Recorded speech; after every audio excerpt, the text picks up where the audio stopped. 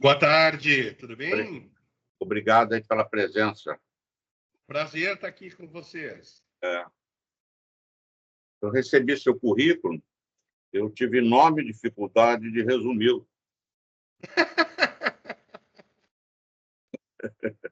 Tá bom, tá bom. É, Como diz, tem uma. A minha esposa fica sempre brincando que ela diz, isso aí é tosquia de porco, é muito barulho para pouco pelo. tá. Foi realmente difícil, e se eu esquecer alguma coisa, você me desculpe, tá? Tá bem, imagina.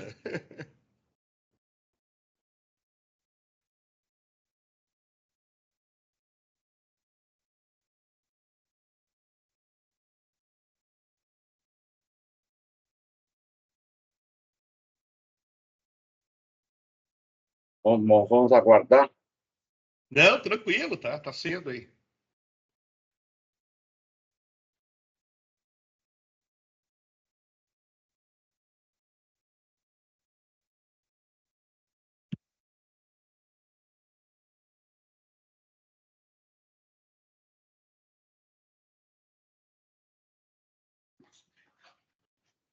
Os apresentadores entraram.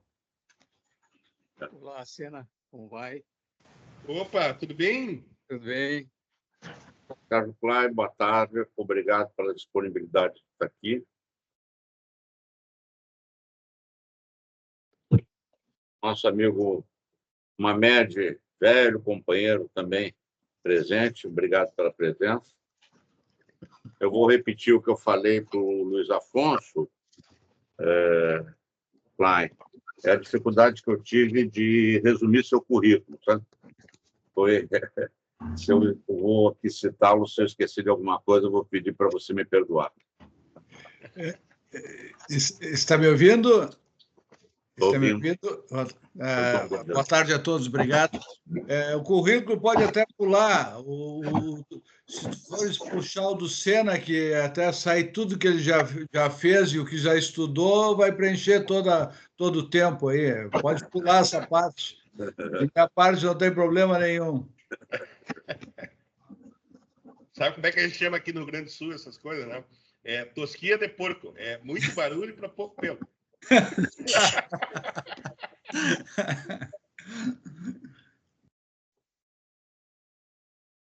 Boa tarde a todos. O Arno também Boa está ingressando. Sim, eu estou, Renato, eu troquei o equipamento, eu ainda não estou bem familiarizado aqui com vocês me enxergarem. Deixa eu ver uma coisa aqui. Só um cliquezinho na câmera que ela... Não é aí, não. Não, esse equipamento ele tem ele liga ou desliga a câmera. Eu já vou entrar. Não tem problema, vamos aguardar.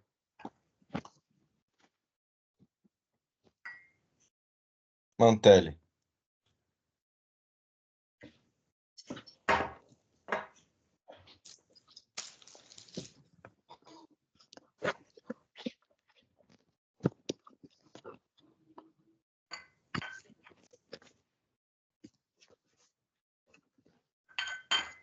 Olá, agora estou me vendo.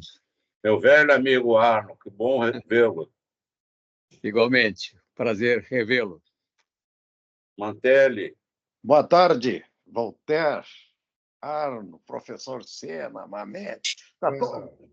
O meu engenheiro preferido, Klein, a todos. Uma reunião de amigos.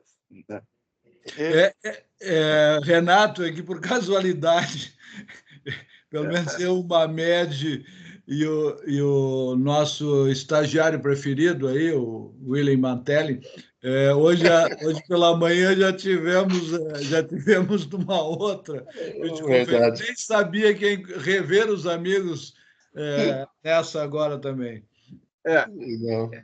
Por isso que é bom o encontro à noite, que a gente se encontra, né? Muito bom. Bom, já estamos com 26 pessoas. Vamos esperar um pouquinho, mais 2 minutos para a gente começar a conversar.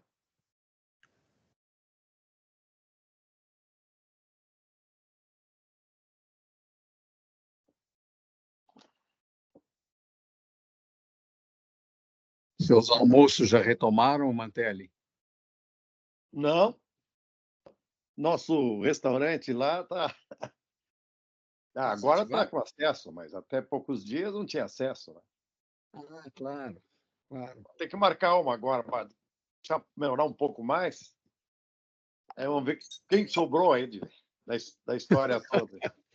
É, né?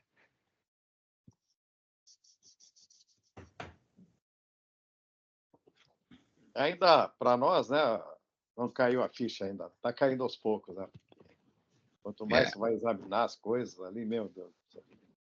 Ontem a Praia de Bela estava alagada de novo, né? Aquele trecho, além da Avenida de...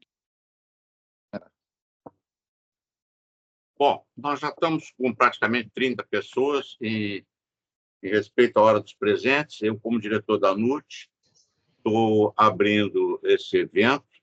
Desde já agradeço a presença de todos, principalmente dos nossos palestrantes. Logo em seguida, o nosso presidente Baldez vai dar umas boas-vindas também a todos.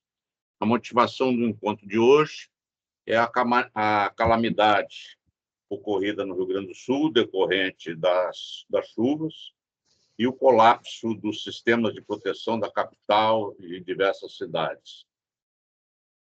O Estado é importante para todas as empresas e os negócios envolvidos a nível Brasil, e os fatos têm que ser analisados.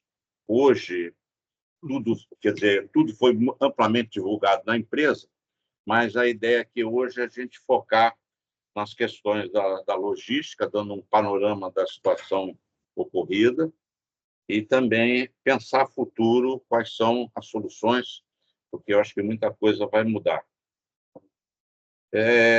Isso tudo, nós temos um propósito aqui de dar um balizamento às nossas empresas associadas e aos nossos amigos presentes, e para a superação das dificuldades e também os aspectos sociais que essas empresas, a responsabilidade que elas carregam. Não me alongando mais, eu passo a palavra ao Baldez para dar umas boas-vindas, em seguida, começando com o Arno Gleisner. Baldez, você quer falar?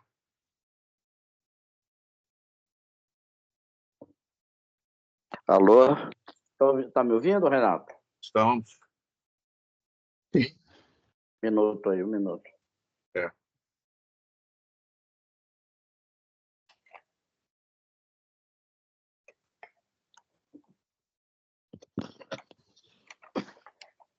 Boa tarde a todos.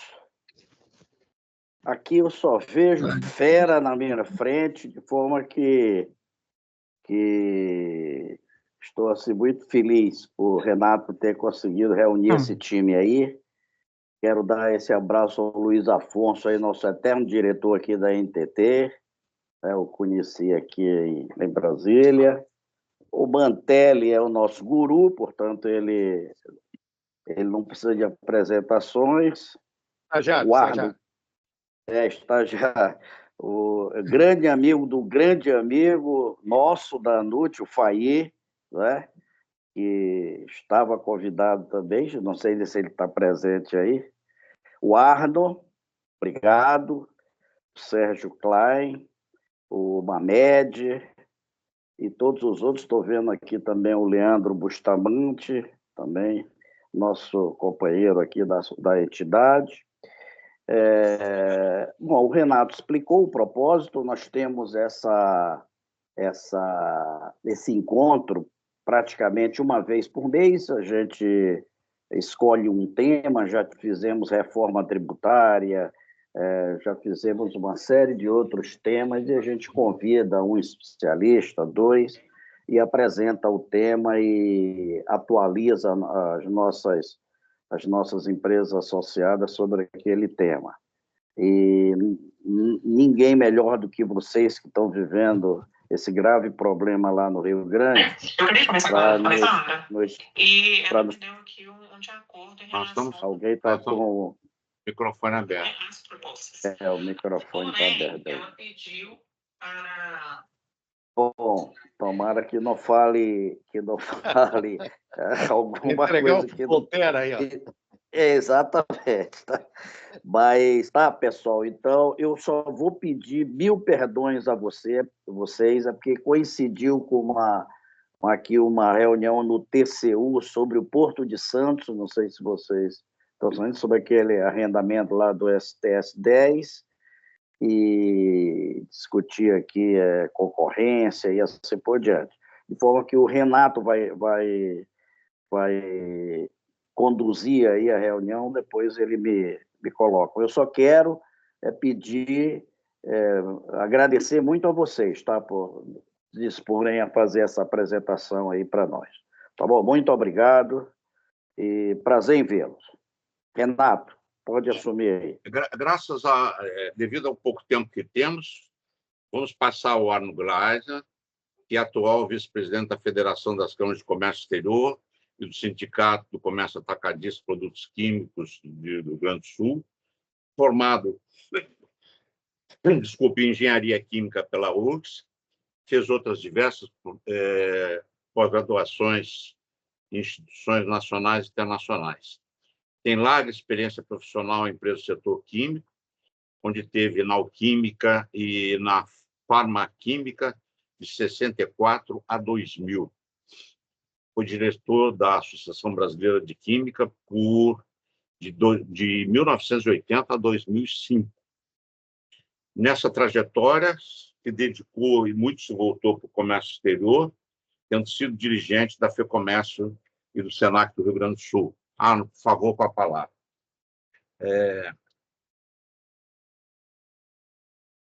Você está sem som, Arno.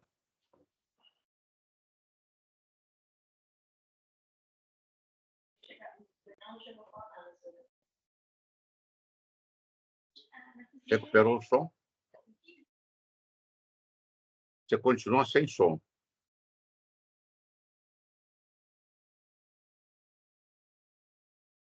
Você está sem som. O que eu faço? Pulo você e depois pula? Bom, então vamos ao Luiz Afonso Sena. Também tem um currículo difícil de ser resumido. Tem uma história dedicada ao transporte e à logística. Hoje é consultor de empresas privadas, instituições públicas de mais diversas instâncias. Começou como engenheiro civil na URGS e depois se tornou professor titular.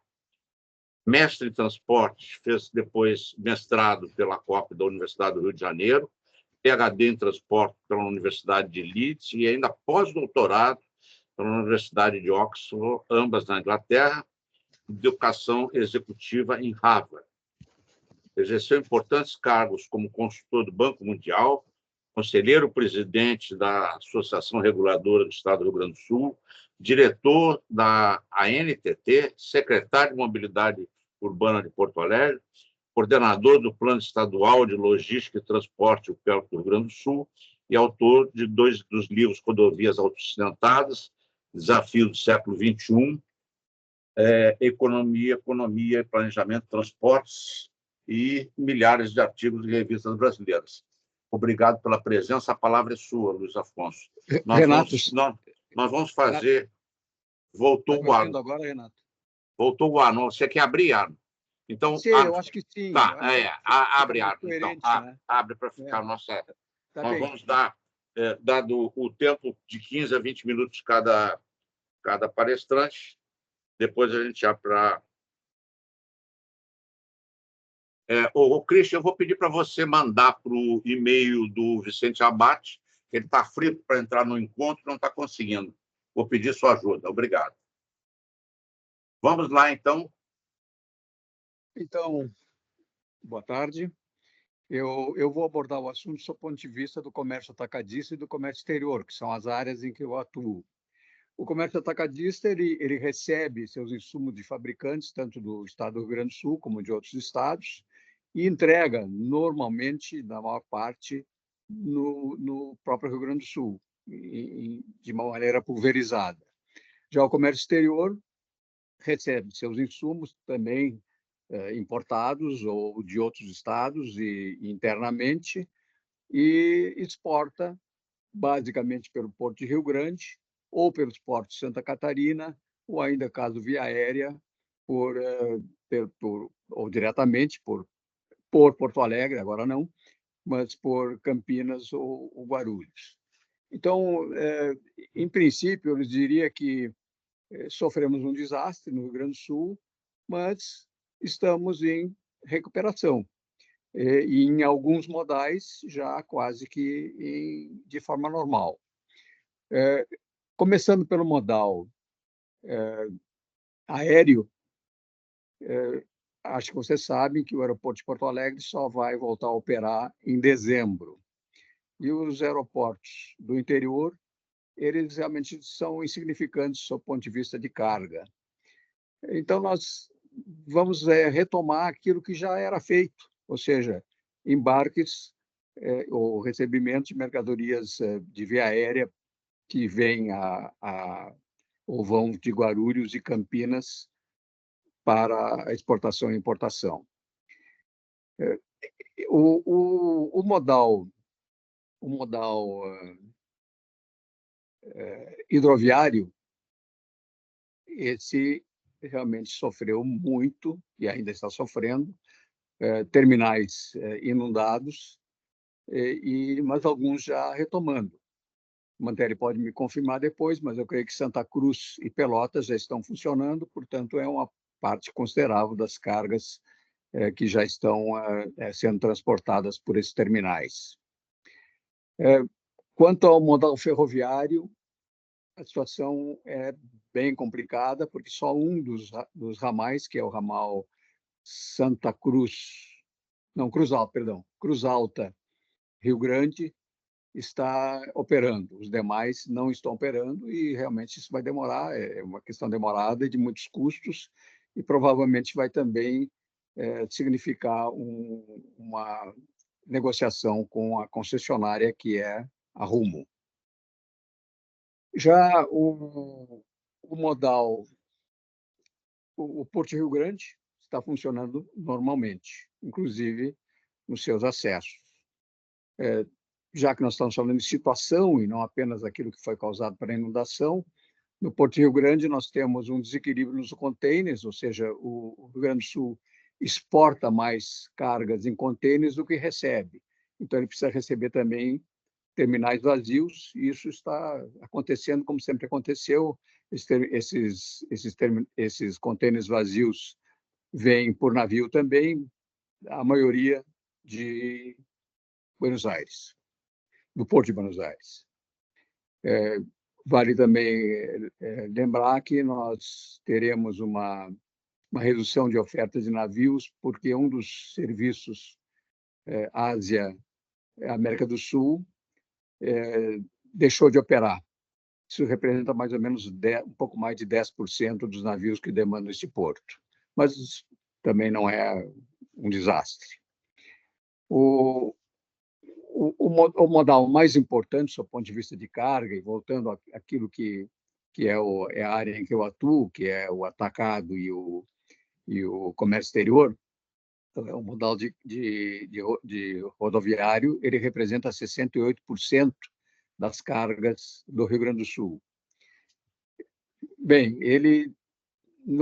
as rodovias, as principais rodovias estão liberadas, mas há acessos locais ainda obstruídos em reparos. Então, esse é o terminal que está mais avançado na recuperação. Isso poderia dizer que está praticamente normalizado, porque há alternativas para as rodovias. Vale também aí lembrar que nós temos, já foi retomada um desequilíbrio nas cargas rodoviárias do Rio Grande do Sul, que recebe mais carga em volume do que exporta para os outros estados. Isso é um desequilíbrio histórico e foi retomado. As frotas que nesse período de inundação saíram do estado, foram para outros estados, elas já retomaram. Então, não falta caminhão. Esse é um fato, né? Então, pode-se dizer que o transporte rodoviário está realmente normalizado. mesmo nas rodovias principais, com alguns atrasos, alguns congestionamentos, mas sem ser algo dramático. E aí, Nath? Então, eu ainda gostaria de abordar os combustíveis, né, necessários para todos esses modais. Pode aberto aí de alguém, por gentileza. Oi? Não, é que nós estamos com algum microfone aberto, eu vou pedir para fechar. Desculpe, Arno. Tudo bem. Então, quanto ao combustível, a situação está normalizada também, tanto no diesel 10 como no diesel 500 e também no bunker para navios. Não há falta. A produção e entrega da refinaria de Canoas e também da pequena refinaria em Rio Grande, e em Rio Grande a Transpetro também tem um terminal. Esse terminal também exporta alguns derivados, óleo e combustível, por exemplo, para os estados brasileiros. Isso já foi retomado. Então, em resumo, essa é a situação, sob o ponto de vista do comércio atacadista e do comércio exterior. Mas isso eu enxergo, essa é a folhagem da árvore. A raiz vocês vão ouvir dos próximos palestrantes, ou seja, o que realmente, em parte, causou isso e também o que fará com que a normalidade volte plenamente. Obrigado, então, pela atenção. Agradecemos aí a exposição. Pessoalmente estou surpreso pela capacidade de recuperação que você apontou. Ficamos felizes e passamos já a palavra para o Sena para as suas considerações. Eu já apresentei o currículo do Sena. Por gentileza, Sena, a palavra é sua. Boa tarde a todos. Dizer que é um privilégio poder aqui estar conversando com os senhores. Eu vou falar um pouquinho assim dessas questões estratégicas, vamos dizer assim, do Estado em relação à sua logística, focando mais, inclusive, na parte de rodovias, né? E depois combinei aqui também com o meu amigo Sérgio Klein, que daí ele vai, que é o nosso especialista aí nas questões das águas e tal. E aí a gente depois faz uma espécie de um bate-papo assim para ir interagindo um pouquinho. Mas eu começaria dizendo o seguinte, que primeiro essa foi uma catástrofe realmente de grandes proporções, ao qual o país, a gente não está acostumado com coisas desse tipo, né? Eu brinco sempre que a gente ouve falar, a gente se orgulha que não tem furacão, não tem terremoto e tal, mas agora parece que está começando a aparecer por aqui. E, ao contrário dos países que convivem com isso, a gente ainda tem muito que aprender, né? Então, muito embora, como disse o Ardo, né, a gente está conseguindo avançar, e isso é muito bom, nós vamos sobreviver, o Rio Grande do Sul já passou por um momento parecido como esse, e é a potência que é, então isso aqui me parece até uma espécie de disclaimer, né? O que a gente vai estar conversando aqui, com certeza, com absoluta certeza, nós vamos superar este momento de uma forma, e pode, inclusive, ser uma oportunidade para o Estado qualificar ainda mais a sua infraestrutura, que eu e o Sérgio tivemos o privilégio, né, de conduzir um estudo que foi o PELT, o Plano Estadual de Logística e Transporte do Rio Grande do Sul, que é um plano de Estado e não de governo, e essa é a ideia de um planejamento estratégico, né? Então, ele, de alguma forma, a gente teve a oportunidade de conhecer e verificar e estudar as condições da infraestrutura do Estado, de todos os modais, né? E a gente teve a oportunidade de ver que, na realidade, as rodovias do Estado, por exemplo, elas estão aquém das necessidades da economia do Estado. E eu começaria, inclusive, destacando o fato de que a média nacional de rodovias já os nossos indicadores não são muito positivos, vamos dizer assim. Então, nós temos cerca de 12% de rodovias brasileiras que têm pavimento. E a CNT sempre diz que, nos estudos que ela faz, que cerca de 50% das rodovias que têm pavimento deixam a desejar em termos de qualidade, por algum motivo, né? Então, são números muito baixos. E aqui no Rio Grande do Sul, menos do que a média nacional, é apenas 10% de rodovias pavimentadas. E boa parte dessas rodovias, sofreram um impacto bastante grande destas cheias. Só para ter uma ideia, ainda hoje, como disse o Arno, tem alguns trechos, embora os principais links já tenham sido restabelecidos, nós ainda estamos com cerca de 60 trechos com bloqueios totais e parciais em 34 rodovias. Isso para ter uma ideia do impacto desta calamidade que se abateu sobre o Estado. Ele abrangeu, na realidade, dos 497 municípios, 476 foram afetados. Então, isso, de alguma forma, mostra a intensidade deste evento e está sendo rápido. Os vários níveis de governo estão agindo muito rápido nas questões emergenciais, recompondo os trechos.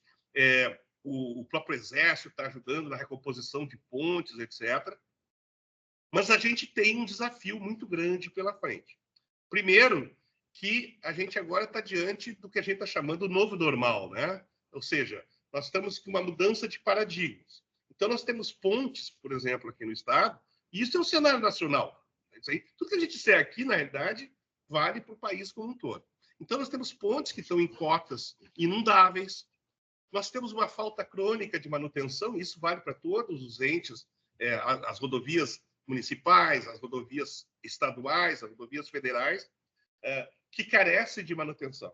Então, me parece que a falta de manutenção num nível adequado é um problema que talvez seja uma das grandes lições que a gente possa tirar deste evento sob o ponto de vista de logística.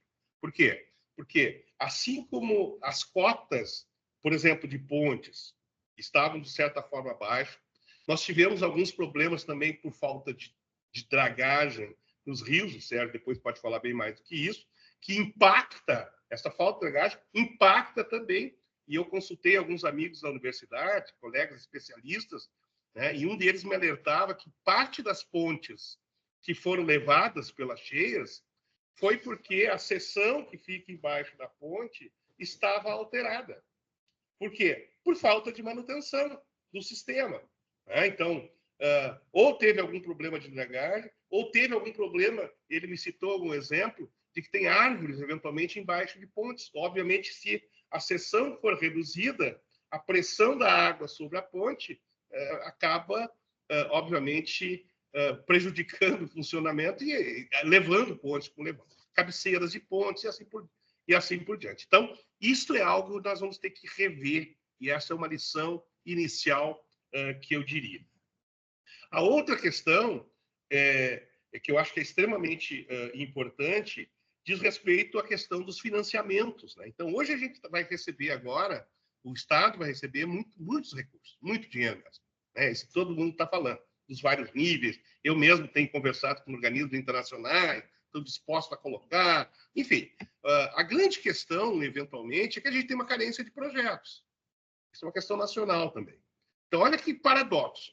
A gente vai ter dinheiro e não tem projetos adequados, né? Então, isso é algo que a gente vai ter que trabalhar muito bem do ponto de vista das questões da logística, né?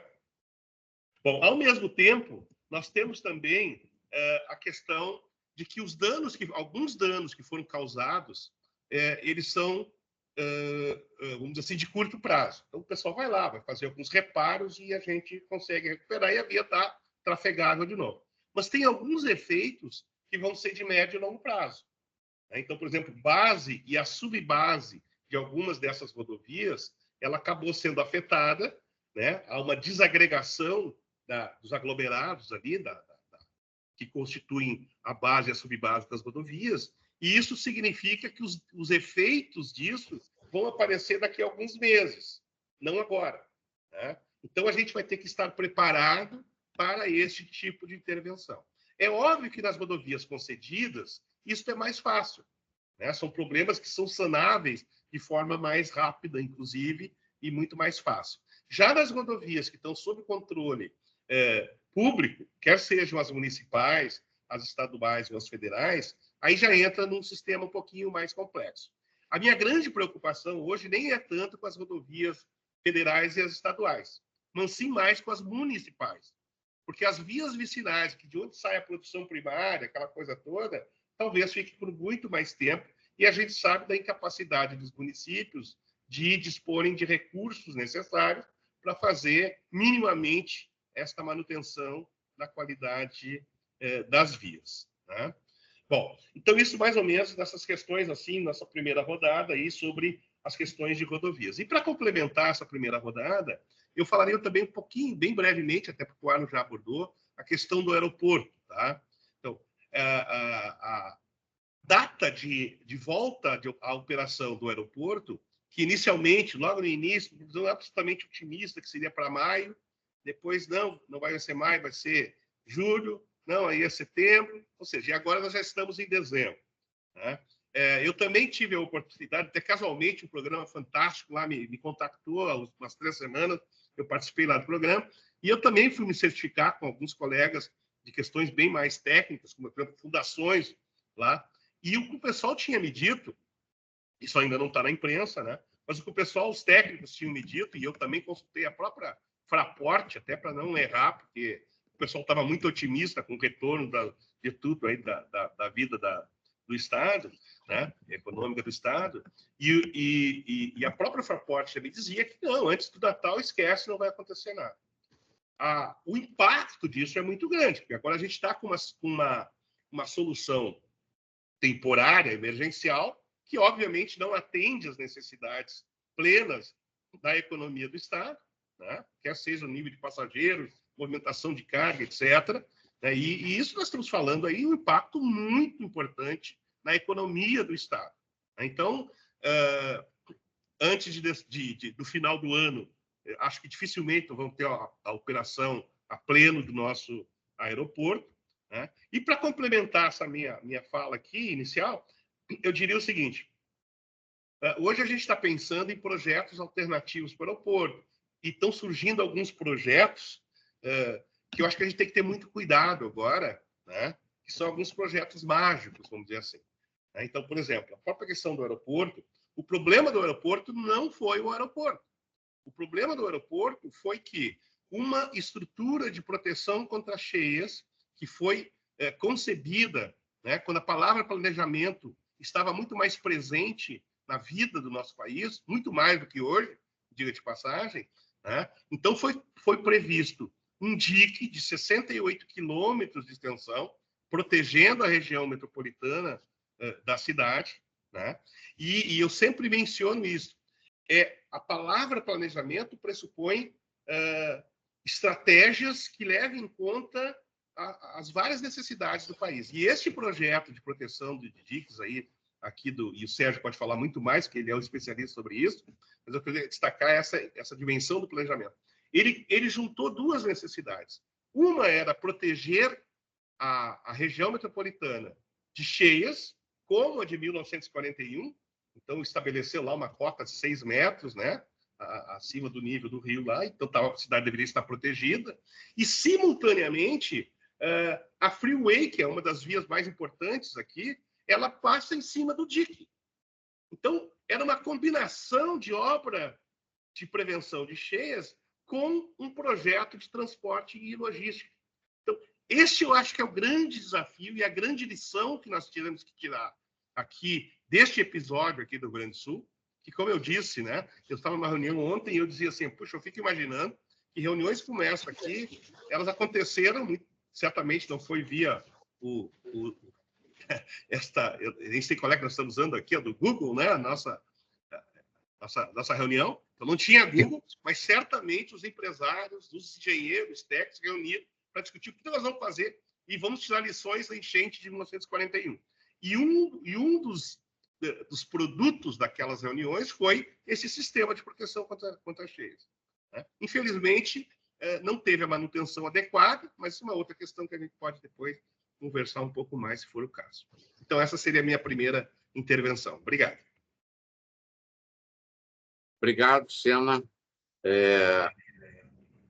Eu acho aí, eu pediria o Sérgio, que é um especialista, muito se fala em comportas que romperam, ou que não abriram, ou que fecharam, mas eu acho que falta um pouco assim de explicação da geografia, de como isso foi concebido Eu até tinha pedido para o Arno que algum de vocês nos dissesse essa relação rio, altura do cais e altura desse muro, e nessas comportas, quantas falharam, quais foram as causas dessas falhas, para esclarecimento aí dos nossos presentes.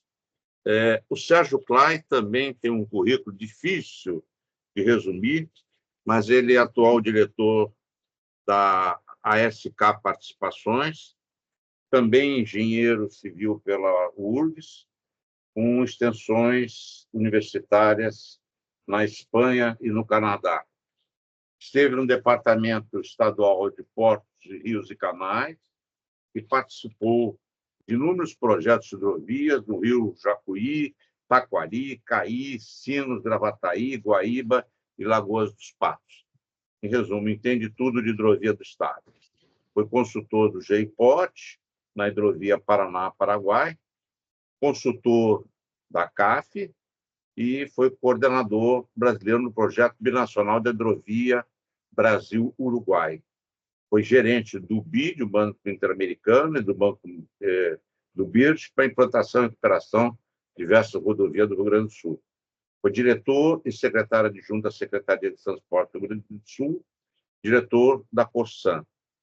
Coordenador executivo também está trabalhando no PELT do Rio Grande do Sul e laureado como engenheiro do ano em 2008 pela Sociedade de Engenharia do Rio Grande do Sul e medalha Cidade de Porto Alegre 2015. É coordenador também, se faz presente no Comitê de Infraestrutura da FIERJ e conselheiro consultivo de Engenharia do Rio Grande do Sul. Então, com a palavra, Sérgio, e obrigado mais uma vez por estar aqui. Obrigado, Renato, pela apresentação, os demais participantes aqui desse grupo, da Associação Nacional de Usuários do Transporte de Carga, e agradecendo também o convite feito pelo Arno de convidar a mim e ao Sena, que já disse que trabalhamos juntos aí nesse plano estadual de logística de transporte do Rio Grande do Sul. Bom, como o Renato pediu, eu vou dar uma rápida passagem nesse assunto da cheia aqui, para depois falar do transporte hidroviário e um pouco do ferroviário. E, por fim, para não ficar muito monótono, eu e o Sena combinamos de a gente ficar completando o que o outro disse e respondendo as perguntas de vocês. Então, só para ter ideia, aqueles que ou não conhecem Porto Alegre ou que estão muito longe daqui, para não parecer que a cidade está completamente vulnerável a cheias, a gente tem que dizer o seguinte. Primeiro, 1941 teve uma cheia parecida com essa.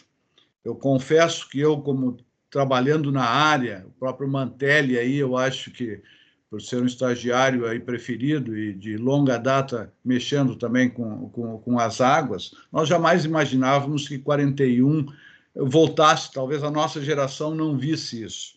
Só que ela viu e viu com mais intensidade ainda, as cotas foram acima, mais ou menos 50 centímetros acima do que foi a enchente de 41. Então, vou dar uma rápida pincelada, só para vocês não acharem que Porto Alegre não fez nada de 41 para cá, fez sim.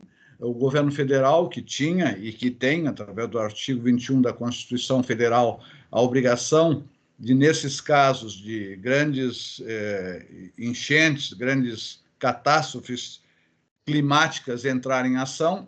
Para os mais antigos, devem lembrar que havia o Departamento Nacional de Obras de Saneamento do governo federal. E foi esse órgão que fez todo um projeto e implantou esse sistema de proteção contra cheias, não só aqui de Porto Alegre, como uma parte da região metropolitana, e que, na verdade, ele não foi completamente concluído.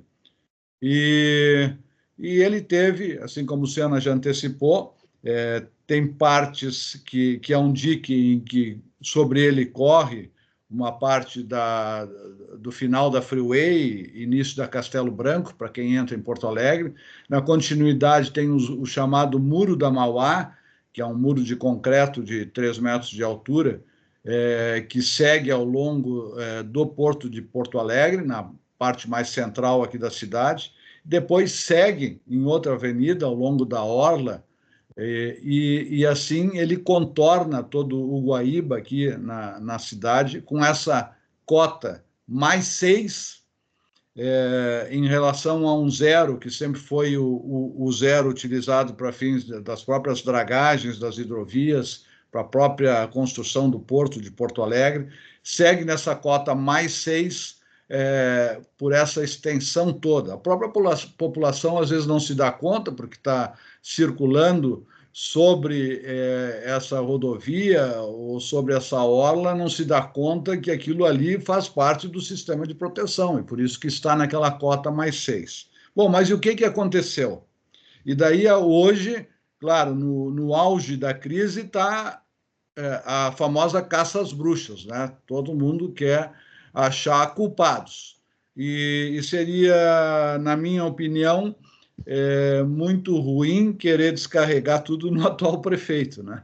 Porque, na verdade, o que aconteceu? Ao longo dos anos, depois da extinção do DNOS, que fazia, e só para complementar, além dessa proteção física, 23 bombas para dentro da cidade foram planejadas, projetadas e executadas, 23 bombas que deveriam expulsar de volta para o Guaíba a água que, numa grande chuvarada aí, com vários milímetros de chuva, e que realmente aconteceu, quando isso ocorresse, ela tinha esse conjunto de 23 bombas espalhadas ao longo da cidade, deveriam devolver essa água para o Guaíba e não deixando que alagasse a própria cidade. Ao longo desse muro que eu falei, que vai ao longo do Porto de Porto Alegre, esse muro de concreto tem 14 comportas metálicas que abrem e fecham, seja para a entrada no porto, seja para transitar ferrovia ou automóveis ou caminhões. Então, existem 14 comportas ao longo do muro que abrem e fecham, e tudo isso, teoricamente, deveria ser mantido. Com a extinção do DNOS, como eu disse, essa manutenção passou a ser destinada à Prefeitura de Porto Alegre. Vocês vão entender que água e esgoto tem tarifa, água e esgoto tem dinheiro, e o órgão que trata de água e esgoto aqui em Porto Alegre tem os recursos para nele aplicar. Foi criado aqui um departamento estadual de esgotos pluviais, que hoje está extinto, que era o sucedâneo, por assim dizer, do DNOS, para cuidar dessa manutenção. E aí por isso que eu digo que hoje deve estar estourando no atual prefeito, mas sem querer discutir questões políticas. Na verdade, todos os que passaram aqui, seja por falta de recursos, seja porque imaginavam que talvez isso não acontecesse, essa manutenção ficou relegada, não vou dizer que é o segundo plano, mas não foi feita da maneira que deveria ser feita.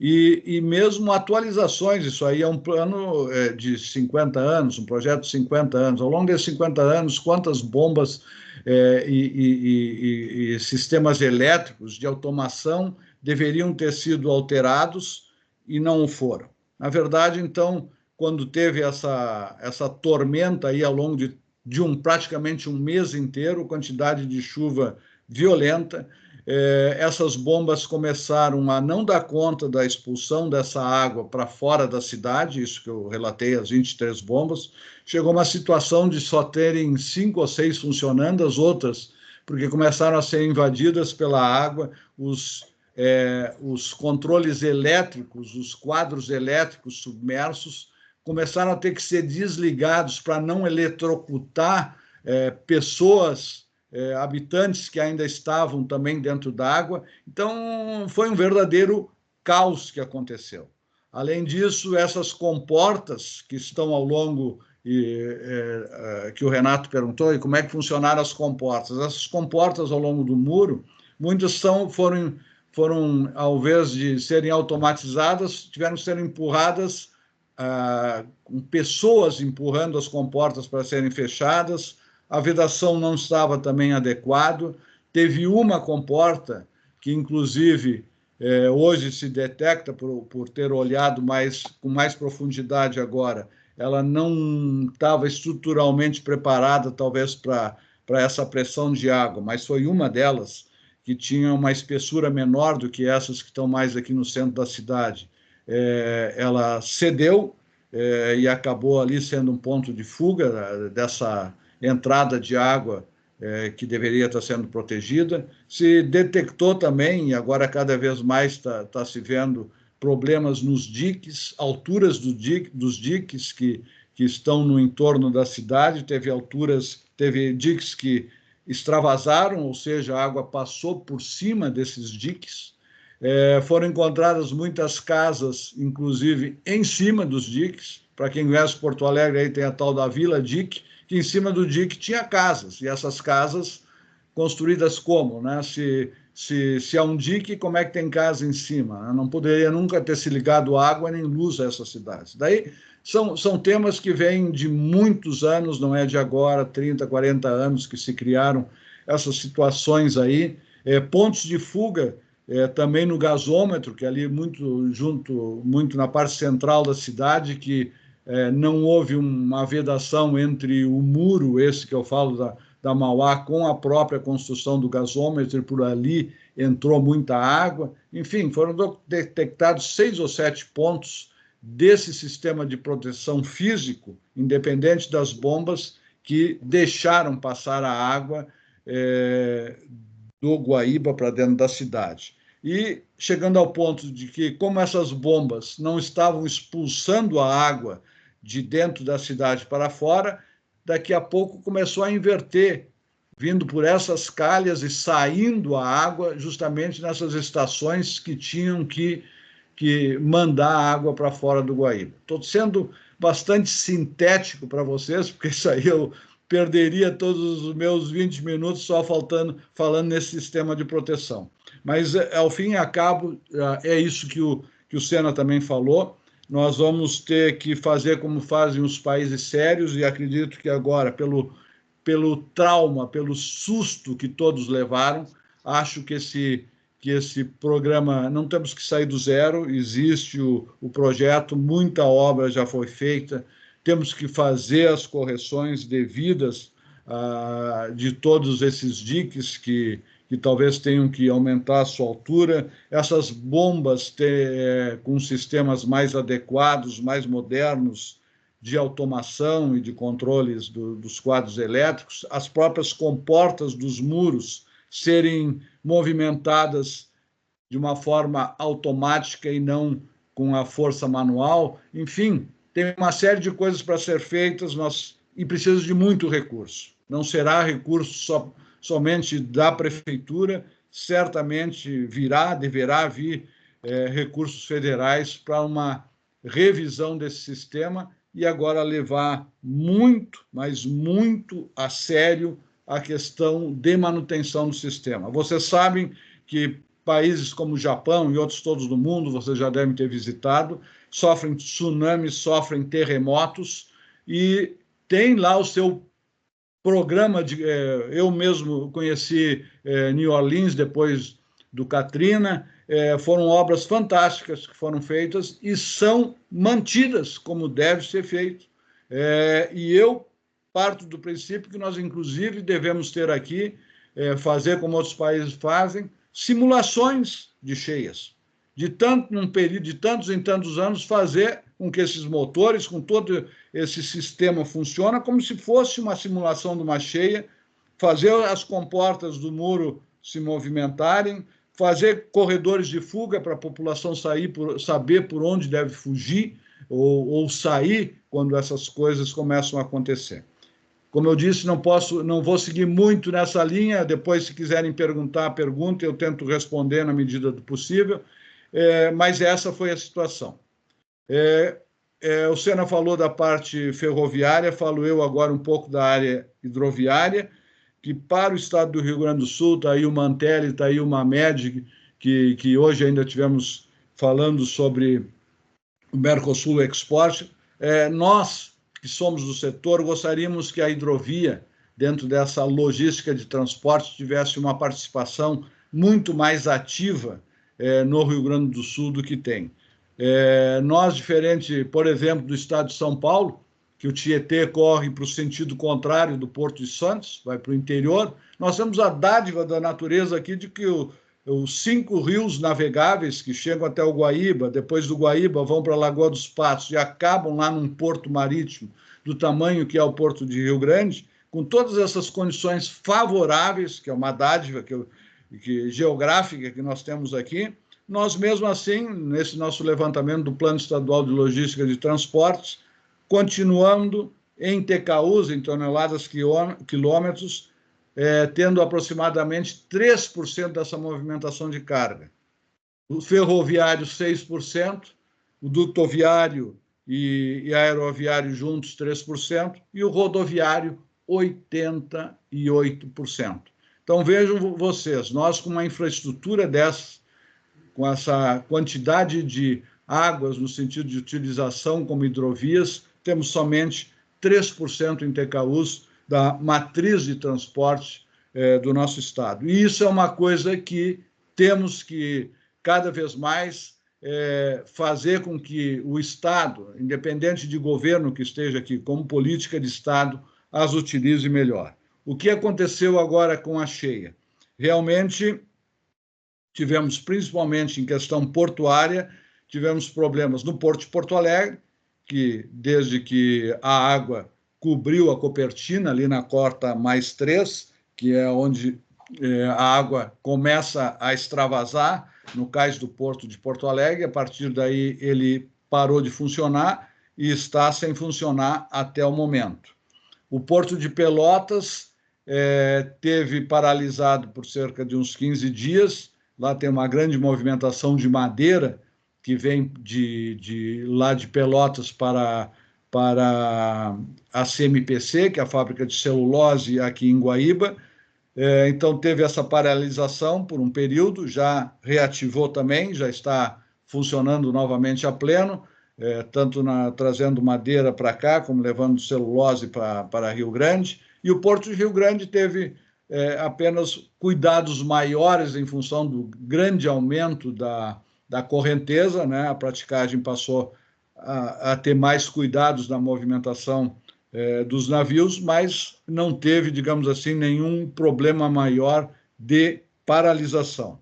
As hidrovias, sim, por essa quantidade de água que veio, os sinais, aproximadamente 50 sinais de balizamento da hidrovia entre Porto Alegre e Rio Grande desapareceram ou saíram do local, e isso agora tem que ser novamente ativado. As companhias de navegação também tiveram seus problemas, porque quando teve essa alta exagerada do nível d'água e em função das correntezas, desaparecimento da sinalização, também não puderam operar. E nós temos aqui um case de sucesso, que é o terminal de contêineres dentro do polo petroquímico, que o TECOM Rio Grande arrecada por rodovia, num raio de 100 quilômetros, a carga, coloca nesse terminal de contêineres dentro do polo petroquímico, aqui na região metropolitana de Porto Alegre, e de lá transporta para Rio Grande. Esse terminal também foi invadido pelas águas, teve o seu tempo de paralisação, porque, enfim, não tinha como fazer a movimentação portuária lá, mas essa também, agora aos poucos, com o baixar das águas, passou a funcionar. Então, aos poucos, como estou dizendo, a navegação também vai começando a se movimentar. Tivemos também uma complicação grande em função de que, quem conhece aqui o Guaíba, nós temos uma ponte com vão móvel, né? Para navios maiores, ele tem que ser içado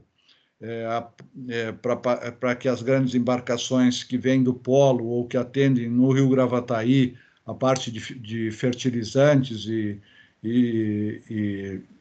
derivados do petróleo, esses navios tiveram que ficar parados um tempo porque esse içamento não pôde se realizar mais porque as águas invadiram todo o equipamento hidráulico, elétrico, tudo teve que ser, aí a concessionária a CCR teve que refazer, mas no último fim de semana conseguiu concluir e já os içamentos estão também normalizados, os navios já estão podendo passar por baixo da ponte, tanto os que vêm do polo petroquímico como os que vêm do Rio Gravataí, de formas que esse problema também deixou de existir. Mas ocorreu em função dessa grave tragédia climatológica que nós tivemos. Notícias, digamos assim, entre aspas, boas para trazer no meio desse problema tão sério. Nós que temos aqui aproximadamente 730 quilômetros de hidrovia, durante aqui a catástrofe, o processo licitatório lá da Hidrovia Brasil do Uruguai, que é uma extensão da hidrovia, para quem tem negócios ou transita do Uruguai para o Rio Grande do Sul e vice-versa, estará sendo reativada, e o DENIT está garantindo recursos ao embaixador do Uruguai no Brasil, de que fará a dragagem, e aí vem uma discussão toda se essa hidrovia será concedida ou não, ou como será isso. Isso foi a discussão hoje pela manhã do nosso Mercosul Export, onde teve o Mantelli e o Mamed, mas seria a reativação de uma navegação que existiu no passado e que foi abandonada e que sairia de um porto e um terminal que estará sendo construída do lado uruguaio, na margem do rio Taquari, e que virá através do canal São Gonçalo, passando em frente a Porto Alegre, podendo chegar em Rio Grande ou vir a Porto Alegre, dependendo da carga. Muita carga ali de grãos, talvez containers, venham a ser transportados, então, do Uruguai para o Brasil, sendo mais um ponto de exportação do Uruguai através do Porto de Rio Grande, e não só de Montevidéu. Então, essa, digamos, seria a notícia boa no meio dessa nossa trágica situação. Então, quanto ao sistema hidroviário, foi isso que aconteceu. A nossa luta, então, constante para quem é do setor em tentar aumentar a participação do transporte hidroviário na nossa matriz, e depois fico à disposição de vocês se quiserem mais alguma explicação em relação a isso.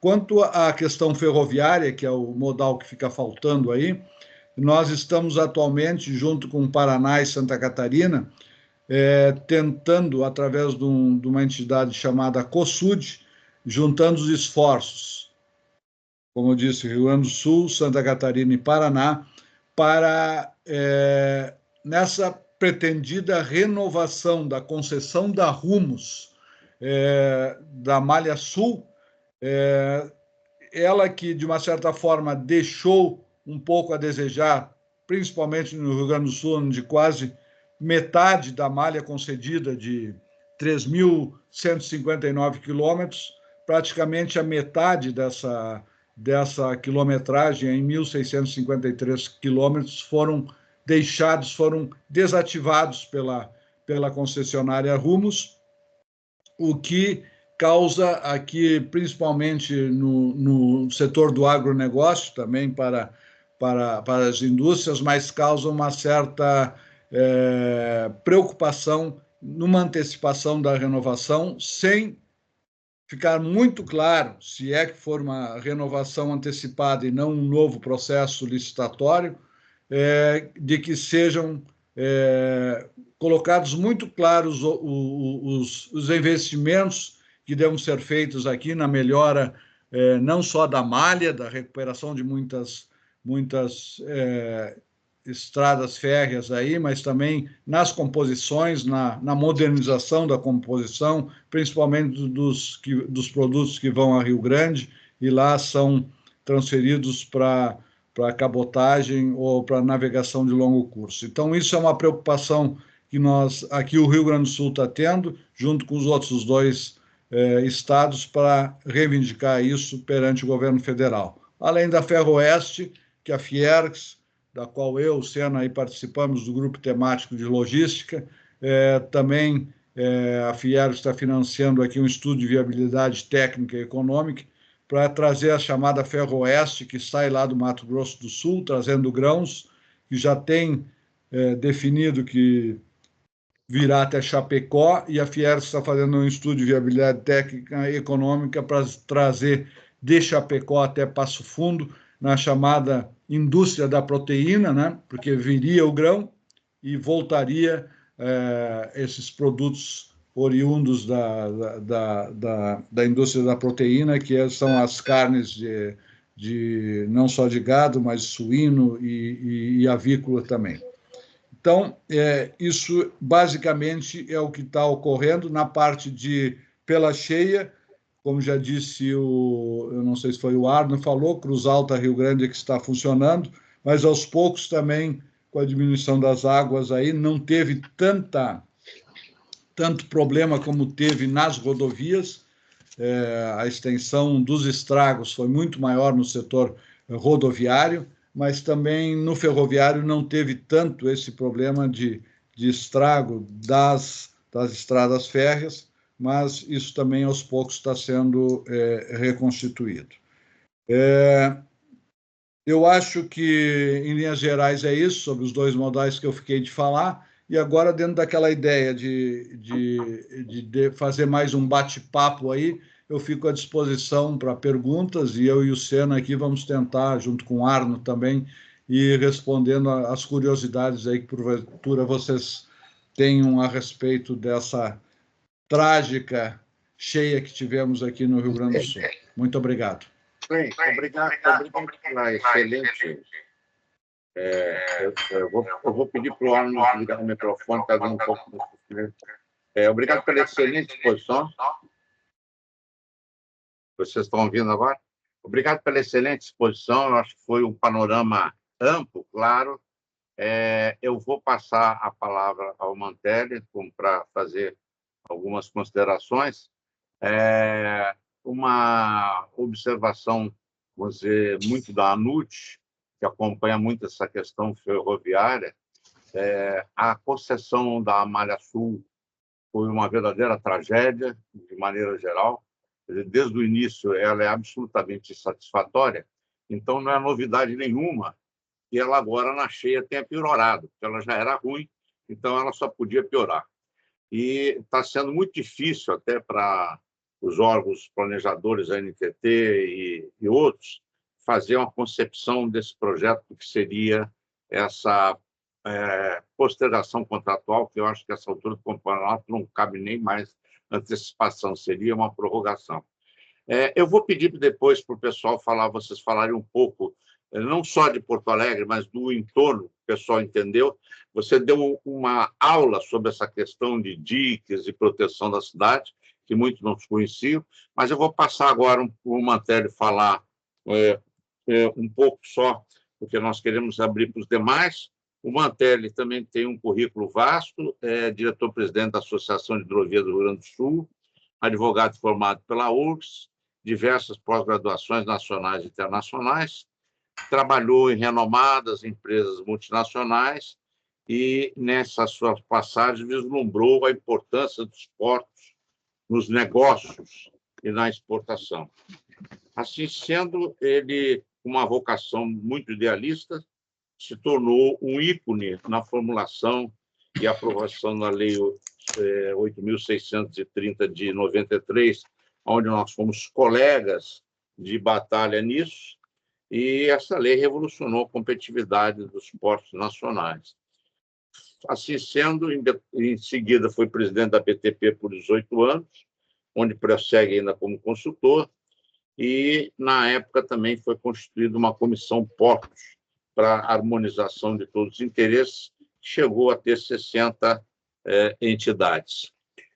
Mantelli, algumas considerações adicionais e depois para a gente passar a palavra aos demais participantes com perguntas e debates. Muito esclarecedor até o momento. Eu, particularmente, aprendi muito até agora. Mantelli, por favor. Bom, Walter, muito obrigado pelo convite. Para mim fica difícil falar depois do Arno, do professor e do meu engenheiro preferido, Klein. Aí. O Senna já tive o prazer de ter algum seminário, mas faz tempo, não sei se você está lembrado.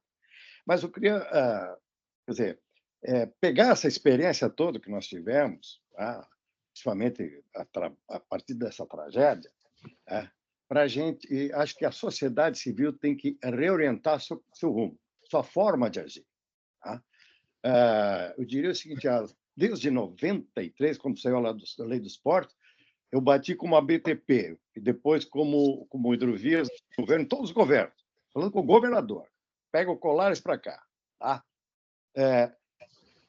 Fazendo apelo, que era o apelo do setor empresarial e das entidades de Estado, que era a dragagem permanente. Né? Todo mundo sabe disso, né? E se sabe, se houvesse essa dragagem permanente, não que ela ia enfrentar a fúria toda das águas, mas ela ia diminuir esse impacto. Ela diminuiria e daria uma vazão mais rápida. Bom, mas não adianta agora ficar chorando, nós temos que olhar para frente. Né? Então, eu acho que esse é um momento muito importante.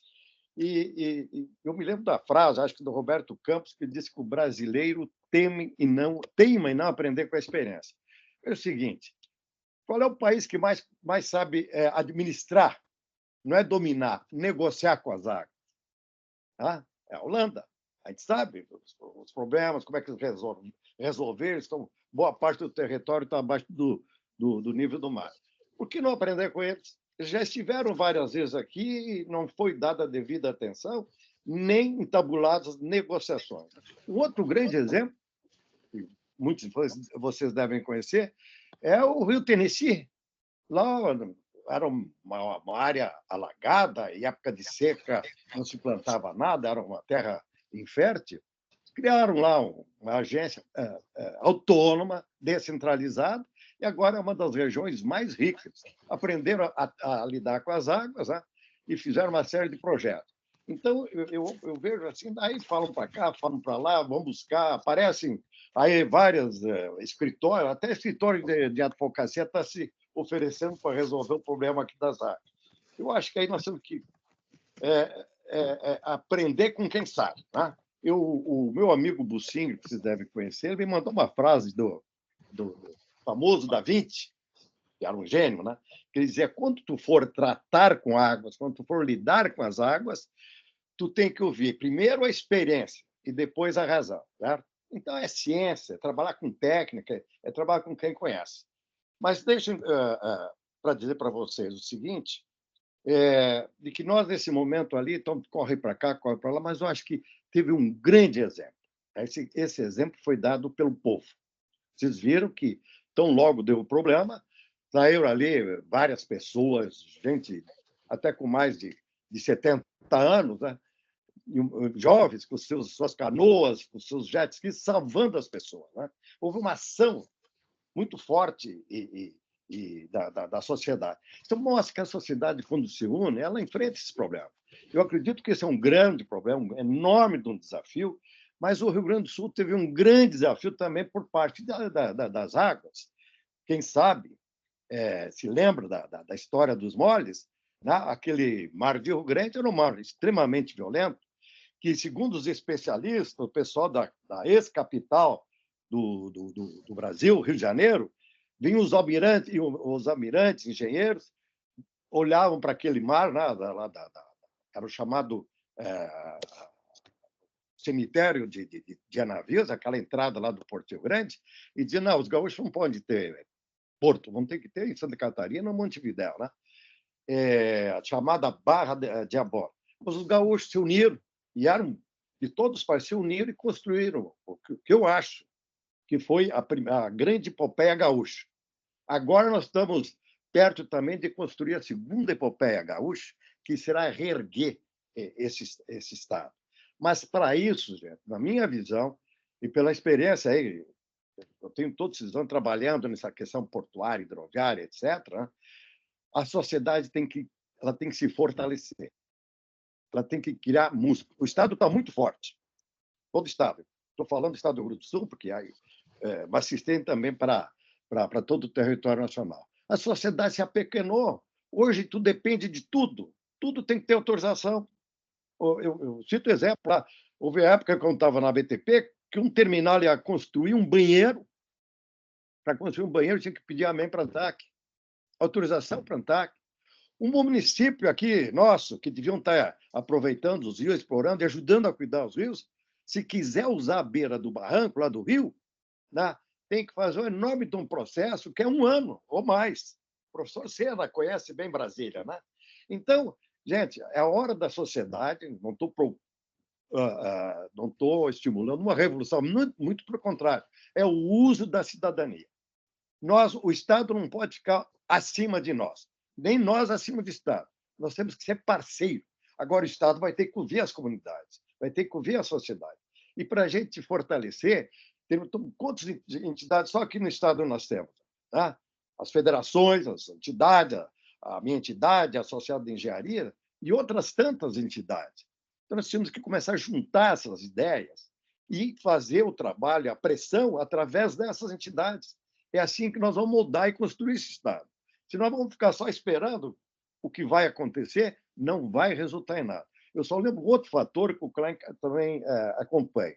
Até atendendo um pedido do Sindicato da Navegação Interior aqui, de muitos anos, a gente vinha pedido de 93 para cá, passando por todos os governadores, secretários de transporte, pedindo a tal da proteção das pontes. Que já houve isso, a embarcação bate numa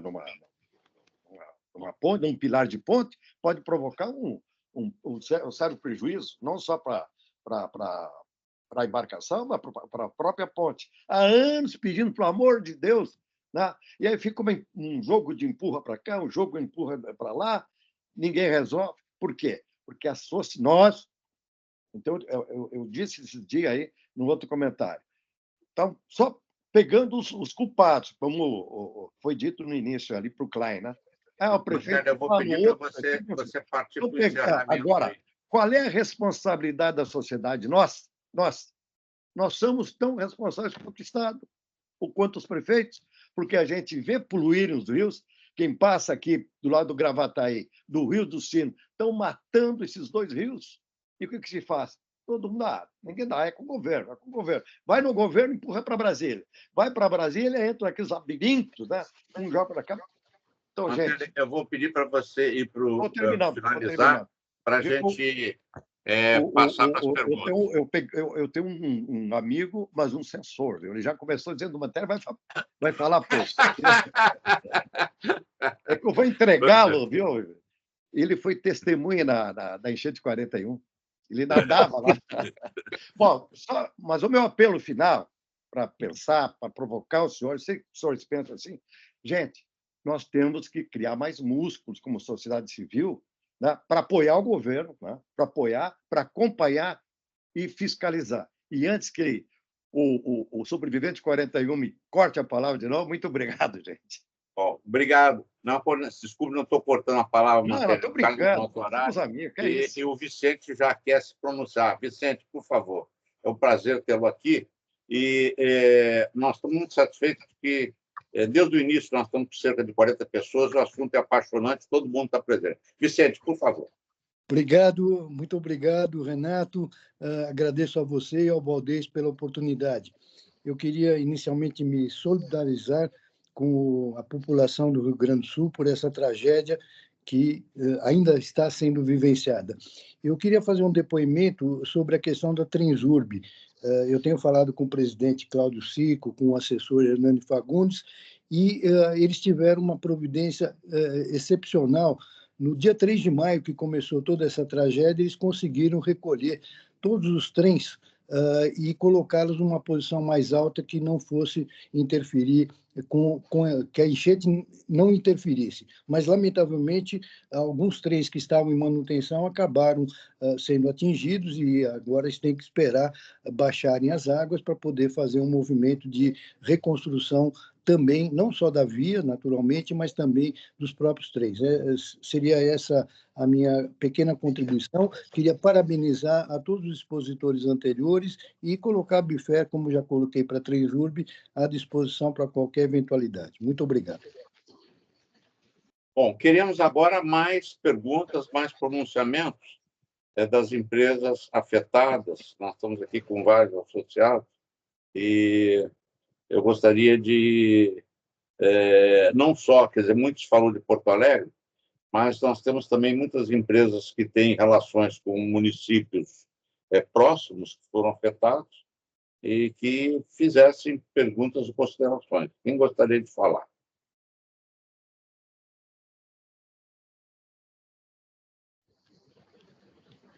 Com licença, Renato.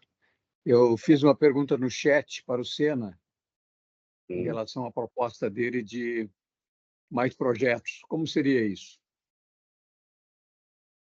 Posso responder? Claro, seria um banco de projetos, Sena? Na realidade, assim, hoje a gente precisa ter projetos. Eu vou dar um exemplo, tá? Uma questão bem menor, assim, mas eu estou participando de um projeto agora aí que o BNDES está com uma estratégia de mudar o paradigma de mobilidade nas regiões metropolitanas. E o meu trabalho aqui, em algumas dessas regiões, é identificar os projetos que os municípios e que as regiões metropolitanas têm. E aí a surpresa é que não tem projetos. Os municípios não têm projetos estratégicos, né? E o próprio Estado não tem projetos. Então, a gente fica sempre muito trabalhando no que foi planejado lá atrás, né? Mas sem incorporar as novas necessidades. Então, na realidade, sim, eu estou falando de um banco de projetos, mas um banco de projetos que tem características, e aí eu acho que é um ponto importante, de projetos de Estado. Né? Eu acho que essa, para mim, é a palavra-chave, que cada governo que entre tem uma diretriz estratégica a ser perseguida. E isso a gente perdeu isso. Né? Eu acho que talvez, tentando até aproveitar também o que o Mantelli comentou, a gente não poder ficar... Óbvio que os governos têm que ter a sua autonomia, têm seus projetos, etc. Uma democracia é assim que funciona, mas tem alguns projetos que eles têm que transcender os governos. O período de maturação deles ultrapassa governos. Né? Então, esta ideia do banco de projetos, então, são os grandes projetos para as várias regiões, no caso do Rio Grande do Sul. Né? Então, é isso, é banco de projetos. Então, o conjunto de projetos estratégicos. O Sérgio e eu, quando a gente trabalhou lá no PELT, por exemplo, né, o PELT RS, que é um marco aqui, eu diria, porque ele realmente conseguiu identificar, então, não apenas as necessidades, até a gente brinca, boa parte dos projetos que a gente está implementando agora, são projetos do passado. Eu digo do passado para atender às necessidades do passado. Né? Só que as necessidades vão se ampliando e a gente hoje não dispõe disso. Então, cada setor, então, do ponto de vista de logístico, quer dizer, quais são os projetos estratégicos, mas eu já falo no projeto até em nível de projeto de engenharia, mais do que só uma concepção. Né? Para que quando a gente chegar à época dele ser construído ou ser implementado, ele esteja pronto. Porque senão, quando a gente entra nessa dinâmica do setor público, em que os tempos, eu brinco, os tempos são geológicos, né? O tempo na burocracia é geológico. E as nossas necessidades é para agora, nós temos que atender um mercado, que são coisas... Então, se a gente tiver esses projetos, é assim que os países de primeira linha fazem. Né? Eu fiquei muito impressionado uma vez no Japão, que o cara tinha data de inauguração do sistema ferroviário lá, né? Que era para 20 anos à frente, a data da inauguração. E os projetos já estavam todos prontos. Ou seja, nós não vamos ser japoneses, eu acho que nunca. Mas se a gente usar como inspiração isso, acho que realmente faz a diferença. E é banco de projeto. Obrigado. O Sena, O Sena pediu, o Clyde, desculpa, pediu a palavra, por favor. Não, é só na linha do que o Sena já colocou em função da pergunta do Arno. Esse plano estadual de logística e de transporte de que nós participamos, não é porque nós fizemos, uma equipe enorme de técnicos, participação de associações, federações, todas participavam de um conselho em que, durante todo o decorrer desse plano, isso era apresentado, criticado, reformulado, enfim, uma participação técnica e da sociedade. Qual o problema que a gente geralmente vê? É de que têm que ser colocados em prática. Fizemos toda uma análise de todos os modais, de tudo que tinha que ser feito e orientação das obras que deveriam ser feitas na sequência. Esse tipo de programa tem que ser algo de, como ele disse, de governo, não é de Estado e não de governo. Cada governo, troque ele de esquerda a direita, centro-direita, centro-esquerda, tem que ter, a sociedade tem que exigir que eles sejam seguidos, porque senão nós ficamos sempre nessa mesmice. É isso que é muito chato, a gente não ter um programa de Estado para ser seguido. E isso vale também para as cheias. Talvez, com essa pancada que o Rio Grande do Sul recebeu agora com essa tragédia, talvez as lideranças políticas comecem a observar melhor essas questões técnicas que não é porque nós somos engenheiros e sabemos mais do que ninguém. O nosso William Mantelli aí é advogado e dá pitaco na engenharia também.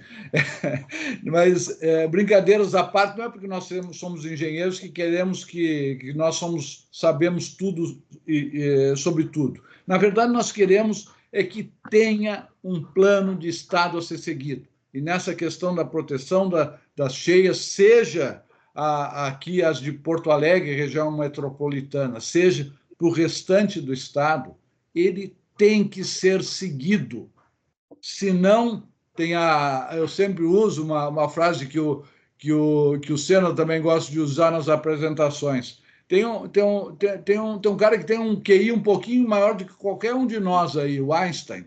Dizem que o QI dele era elevado. Ele tinha uma frase que eu sempre coloco. Insanidade. Ele dizia, o que é insanidade? Insanidade é fazer as coisas sempre da mesma maneira e esperar resultado diferente. Não tem. Nós temos que mudar a nossa forma de agir e de ser. E aproveito a oportunidade que, embora o Rio Grande do Sul tenha recebido essa pancada, o Brasil inteiro está dando uma demonstração de solidariedade muito forte. E deverão vir recursos em grande quantidade para cá, e nós temos que ter esses planos, esses projetos, para saber fazer as coisas adequadamente. Para que aquele título lá que está na nossa...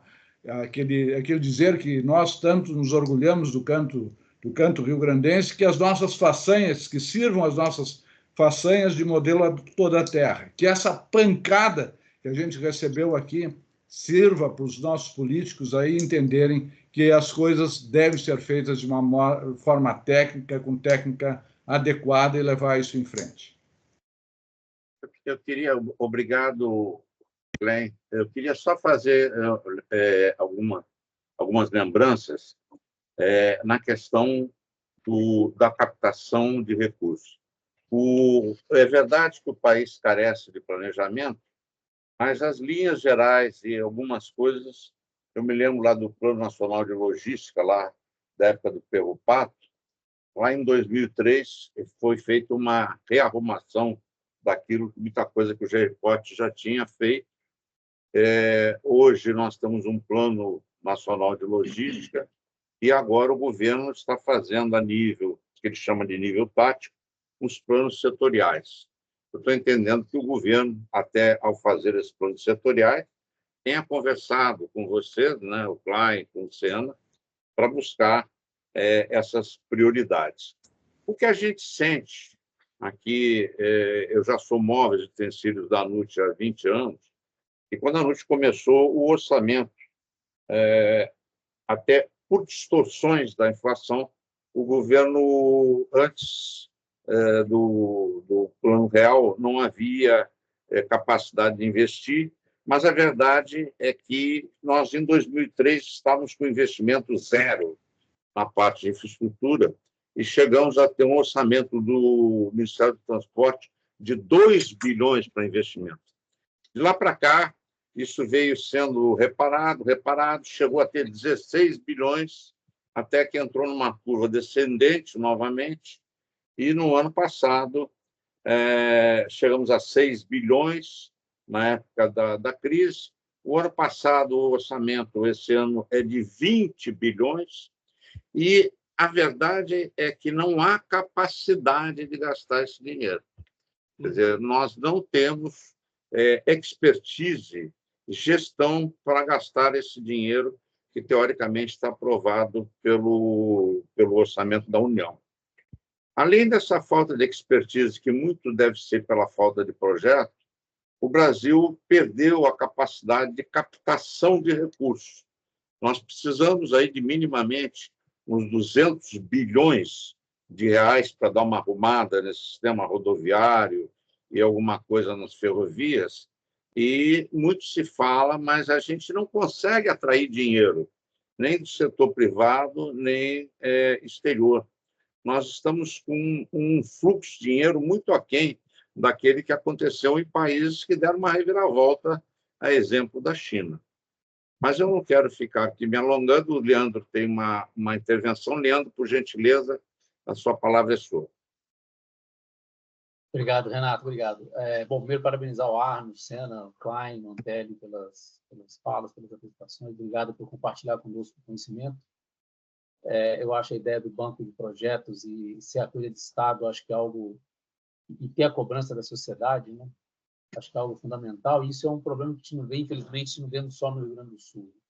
Mas, obviamente, estamos todos hoje solidários ao que está acontecendo com os nossos irmãos do Rio Grande do Sul, torcendo para que tudo passe. Mas eu quero voltar minha pergunta para uma fala do Klein. Se eu entendi bem, Klein, na matriz de transporte do Rio Grande do Sul, 3% fluvial, 88% rodo, 6% ferro, 3% dutoviário, aeroviário. Os 3% do fluvial, né, 3% da matriz de transporte fluvial, na sua opinião, queria aproveitar o conhecimento dos senhores, né, o que fazer para que isso aumente, né? A gente vê muita dificuldade de se investir em modais alternativos no país em função dos valores de investimento, da segurança do investimento em si. Mas no caso do fluvial no Rio Grande do Sul, eu não tinha essa visão de que fosse 3% e não conheço o potencial. Qual seria esse? Se tem algum estudo já foi feito? Obrigado pela pergunta aí, Leandro. É justamente isso que é uma briga. O nosso estagiário preferido aí, o Mantelli, que vem há muito tempo batendo. Se você visse ou desse uma passada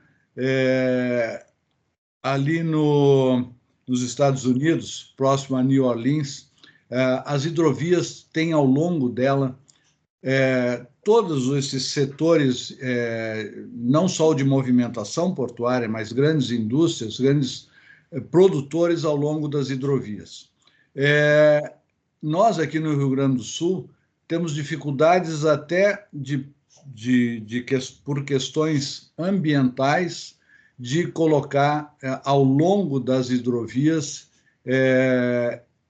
indústrias e terminais. A burocracia, e o Mantelli é experto nisso aí, na questão de fazer terminais privados, é uma burocracia infernal.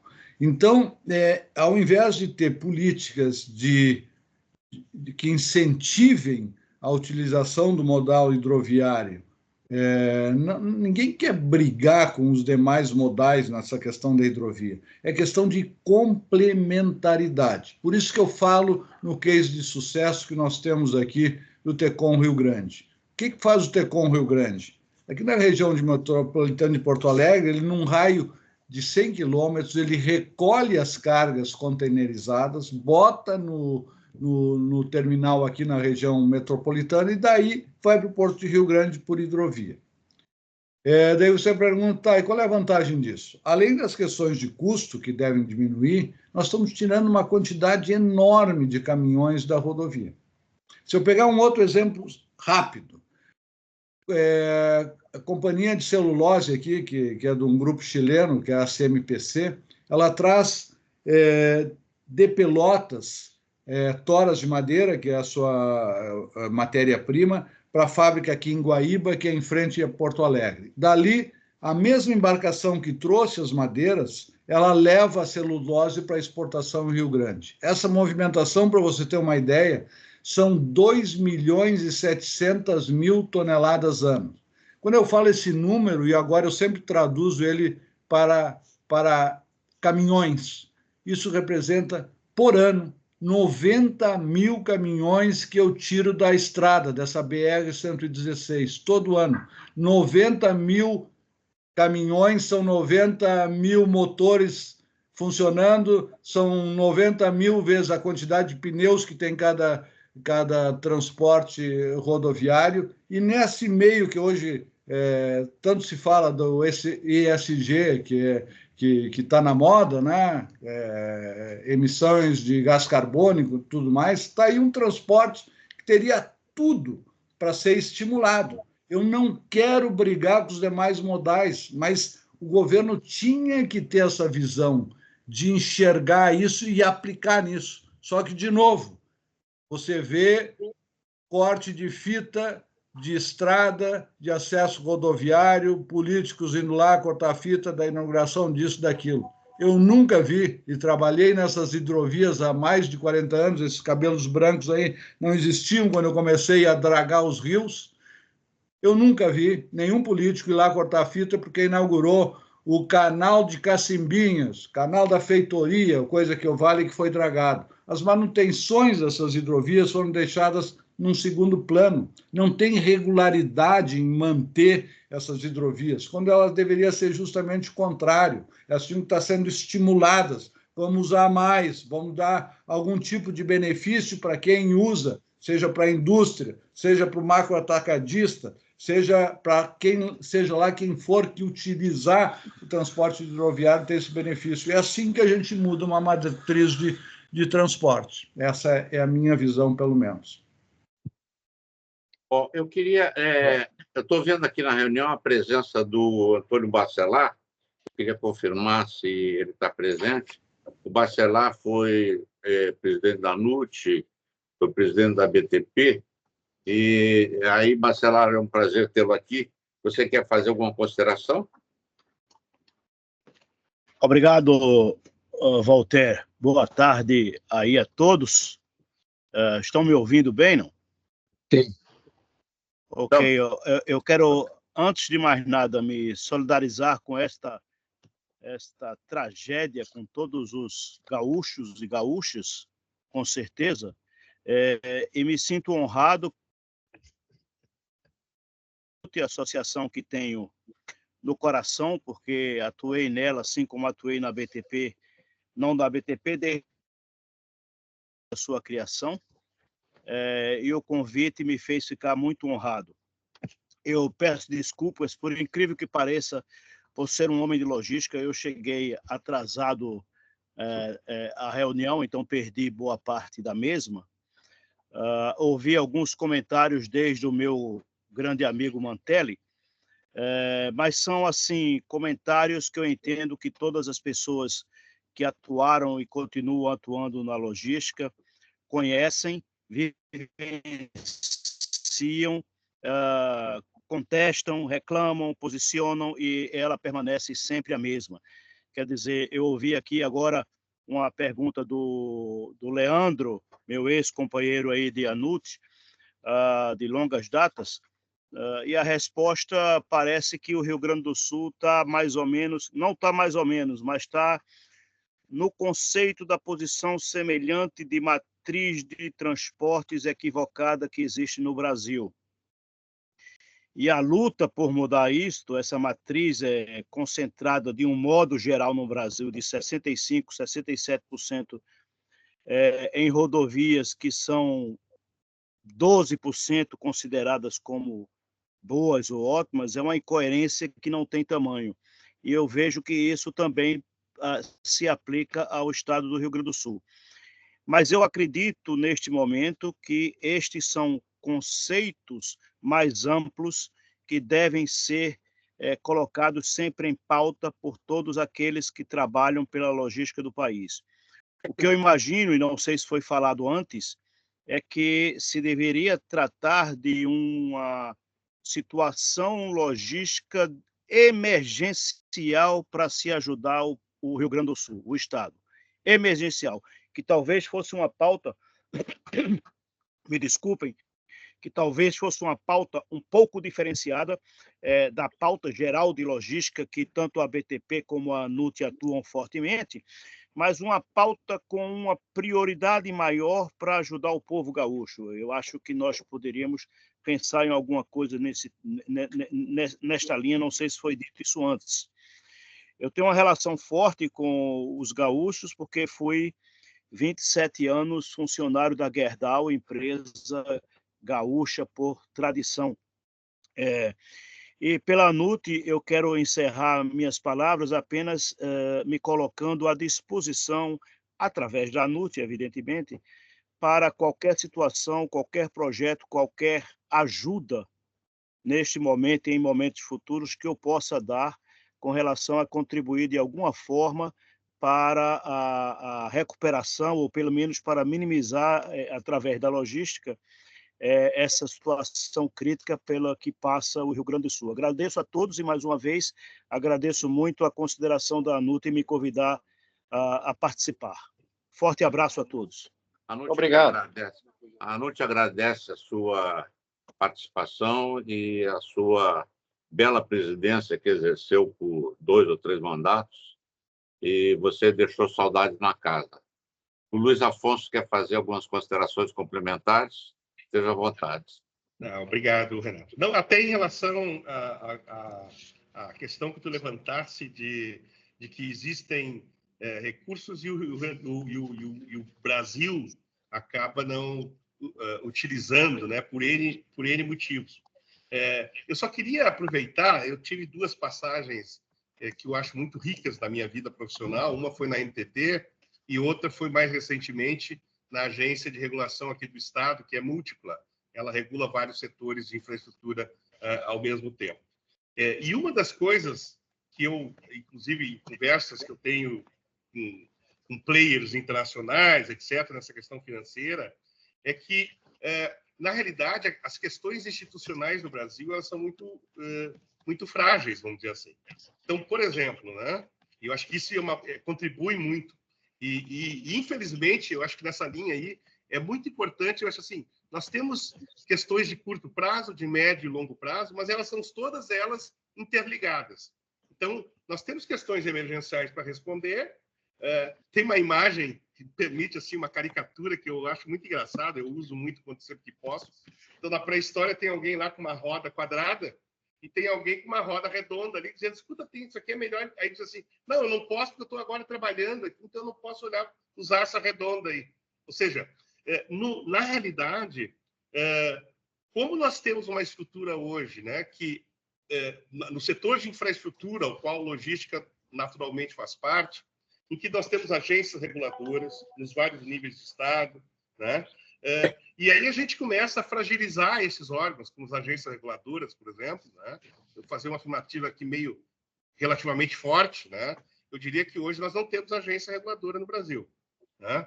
E olha que eu estive em 2, como eu disse, uma federal e outra aqui no nível do Estado, por uma razão muito simples. Os governos não reconhecem essas agências e querem sempre subordiná-las aos seus interesses de curto prazo.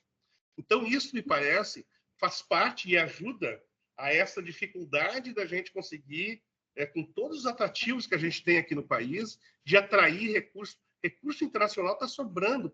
O mundo está com excesso de dinheiro aí, ponto para colocar aqui, e ele não chega até nós porque nós, Brasil, não estamos fazendo a nossa ação de casa. Eu sei que nesse momento de crise, a gente falar nisso talvez pareça inapropriado, mas não, porque crises como essas vão se repetir, infelizmente. Eu estava esse dia falando com alguns jornais aí do centro do país, estava lembrando que em Petrópolis no Rio de Janeiro, teve uma catástrofe com anos atrás, né? Depois teve outra, e vai ter outra. Sabe por quê? Porque o uso do solo a gente não leva em conta. Então, as prefeituras continuam permitindo que as pessoas construam em encostas. E, bem, nós estamos falando de áreas aqui em Porto Alegre, que é uma área plana. Só que até voltando a falar também do que o Renato tinha mencionado antes, tem partes aqui do estado que o problema não é a questão de ter dique, não ter dique. É porque lá o Sérgio pode me corrigir até, mas a água que desce lá é a velocidade que ela der, a intensidade, a velocidade, simplesmente arrasou a cidade, destruiu a cidade.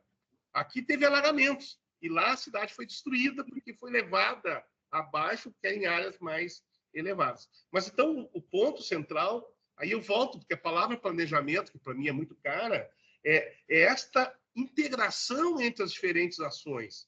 Né? Então, eu insisto, quando a gente fragiliza uma agência reguladora, né, nós estamos, na realidade, contribuindo para que nós não sejamos atrativos para a atração do capital. Porque é a agência reguladora que vai dar estabilidade, por exemplo, para os projetos de concessão. E eu acho que cada vez mais, por exemplo, nesta área aí, a questão econômica, né, ela me parece muito importante. Por quê? Porque talvez você tenha que ter concessões para proteção de cheias. Por que não? Né? Para as dragagens, etc. Então, mas tudo isso pressupõe um ambiente regulatório estável, com pessoas inteligentes e qualificadas no comando dessas agências. Então, a gente começa a puxar e o fio vai aparecendo, ele é extremamente complexo. Né? E se a gente não se der conta de que é complexo e que a gente precisa mudar, e repetindo a frase que o Sérgio disse do Einstein lá, né? A gente fazer de novo as mesmas coisas e esperar resultados diferentes, não vai acontecer. Obrigado. Obrigado, Sena. Eu faço aqui um desafio que aos engenheiros extremamente competentes que estão aqui, nesse repetir o que a gente sabe fazer, todos esses projetos, dentro das fórmulas de fluxo descontado e com taxas hoje de WACC muito elevadas, fazem com que a atratividade desses projetos sejam questionadas. Nós estamos hoje, por exemplo, nós tivemos um exemplo aí de 2 leilões de deserto da BR-381, que é um corredor vital aí para o Brasil, lá em Minas Gerais, é um outro estado, mas também com um problema.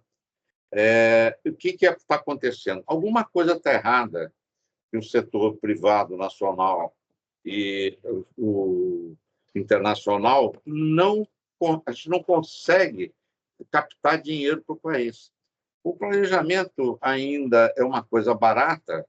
Eu fui engenheiro de obra, eu trabalhei, fui gerente de projeto para o Carajás, na área da mina, e o projeto custa 3%, 5%. Então, nós precisamos de terraplanagem, nós precisamos de máquina, nós precisamos de concreto, nós precisamos dinheiro de obra. E muitas vezes esse dinheiro existe e a gente não consegue fazer.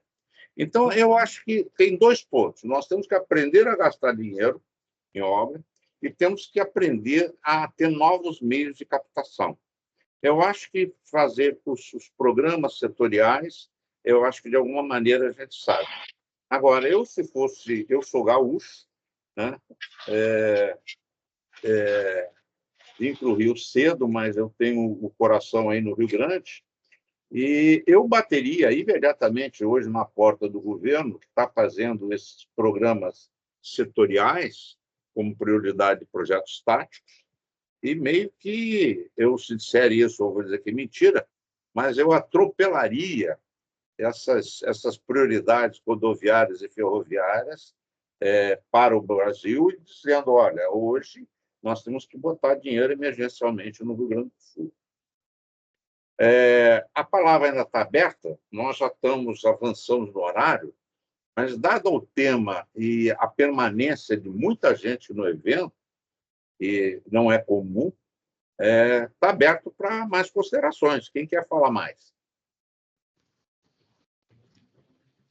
Renato, me permite? Deve. Eu queria lhe pedir, Renato, para você providenciar, pela NUT providenciar, uma memória dessa reunião com as sugestões que foram mencionadas e criadas para que nós possamos levar às nossas outras entidades. Olha, isso está feito, o encontro está sendo gravado na íntegra, ele foi bastante longo, mas nós vamos certamente ouvi-lo e fazer um resumo. Nós estamos presentes aqui com o nosso Christian. Nosso Christian está virando um campeão de escrever coisas complicadas em palavras simples, né? Então, nós vamos fazer isso sim, e vamos passar a você e aos demais participantes. Estava aqui no encontro uma médica, o nosso velho amigo, e hoje coordena essa questão de Brasil Export. Estou devendo a ele até uma resposta de participação. Eu quero virar conselheiro também do Brasil Export, que hoje é uma máquina de coisas no Brasil. Mamed, fala alguma coisa para a gente. Tá, eu vou fazer para você, tá? Boa tarde a todos. Renato, bom te ver novamente. Christian, você está de microfone aberto. Obrigado. Primeiro, a gente já tem que comentar aí, né, a solidariedade, né, até o povo do Rio Grande do Sul, né, que é realmente uma situação fora do controle, né, totalmente caótica e realmente se manifestar. Mas o que eu queria era, primeiro, fazer um comentário. Eu assisti já faz alguns anos, professor Sena, uma palestra sua, tá? Que você fazia uma comparação na época da nossa malha rodoviária, né? A extensão da malha rodoviária que nós tínhamos no Brasil. Acho que era algo em torno de 200 e poucos mil quilômetros que a gente tinha de malha pavimentada aqui no Brasil, tá? E que a malha rodoviária em Roma, no século II, se eu não me engano, era de 100 mil. Tá? Coisas assim, né? Só 20 séculos depois a gente tem um pouquinho mais. Então, isso mostra a dificuldade que o Brasil tem, tá, na implantação de infraestruturas. Tá? É complicado demais a gente conseguir fazer isso, né? Toda essa implantação, fazer com que as coisas... que a gente tenha projetos, né? Começar por aí, né? Que a gente tenha projetos viáveis para serem implementados, a questão de toda a regulamentação que isso precisa ser feita, o modelo que vai ser adotado, se é uma privatização, uma concessão, um arrendamento portuário, o que vai ser feito. Tá?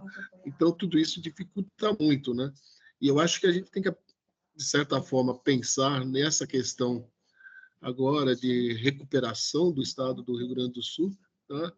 De fazer com que a gente tenha um canal rápido, vamos dizer assim, de melhoria dessas coisas, tá? Porque a gente não precisa ficar amarrado a algumas coisas, senão a gente vai atrasar mais ainda, né, a recuperação do estado. Então, acho que era essa a minha proposta, né, vamos dizer assim, né, se ter algo realmente que a gente possa agilizar essas obras, esses empreendimentos, tá, e não ficar aí pendente aí em várias ramificações aí que a gente tem hoje dentro da nossa burocracia federal, estadual e municipal em geral. Então era isso, Renato. Obrigado. Obrigado, Mamed. A palavra está aberta, nós já passamos do tempo, mas aí eu volto a dizer, como nós temos ainda muitos integrantes, o Sérgio quer fazer alguma consideração? Ele levantou a mão? Ou... Renato, não, era só reforçar isso que você disse aí na sua última fala. Nós estamos realmente, todas as entidades aqui, mas muita gente envolvida dos diferentes setores, justamente aproveitando essa calamidade para ir em busca de recursos, né?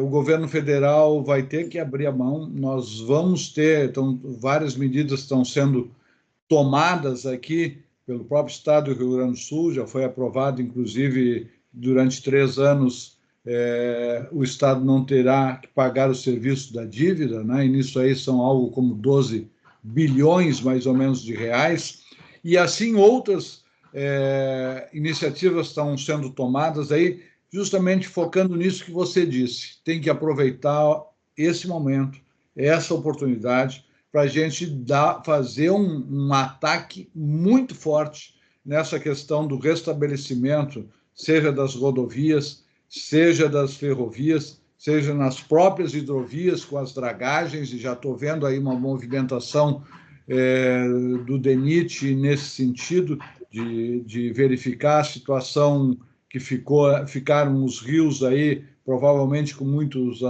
assoreamentos dos canais de navegação, e que isso tem que ser executado. Nós temos que aproveitar essa oportunidade, vamos brigar, temos aqui na mentalidade do povo gaúcho essa vontade de dar a volta por cima, e vamos ter que brigar muito. Estamos fazendo exatamente isso que você falou, as entidades se reunindo, batendo na porta aí do governo, seja estadual, federal, para que a gente consiga virar o jogo. Nessa linha de dinheiro, eu volto a insistir que ainda nós não nos mobilizamos para levar uma proposta consolidada. Nós não vamos fazer uma ferrovia greenfield, embora tenham sido feitas aí 40, 60 autorizações, mas há uma constatação que pouquíssimas delas estão andando, de fazer PPP. Quer dizer, o PPP está há muitos anos modelado, nós temos pouquíssimos exemplos de sucesso. Agora, onde foi feito, deu certo. Porque essa captação, esse processo de concessão, que foi largamente feito até no governo passado, ele está se esgotando. Quer dizer, daqui a pouco o Brasil vai estar num nível de pedagiamento que não há comparação internacional. Então, o que tem aí, já daqui a pouco está tudo na área privada, mas nós precisamos de mais rodovia. Eu participo muitas vezes de reuniões com amigos ou pessoas que são pseudo-entendidas, e eles usam aquela frase que o Brasil fez a opção rodoviária. Até parece que o Brasil tem uma densidade rodoviária apreciada. Não tem nada, quer dizer, falta rodovia aqui a dar com pau. Então, as rodovias são poucas e são péssimas. E na opção ferroviária, nós temos que ter a consciência que nós temos que ter PPP, porque o setor privado sozinho não responde. O Vicente Abate apareceu aí de novo. O Vicente está com uma indústria na mão que foi revitalizada nos anos 2000 e que hoje está ociosa, aflita em vender um vagão, alguma coisa, e lutando contra um fenômeno China e outros fenômenos aí que são praticamente transponíveis. Quer dizer, no Brasil a gente sabe quanto é que custa um vagão, na China a gente não sabe.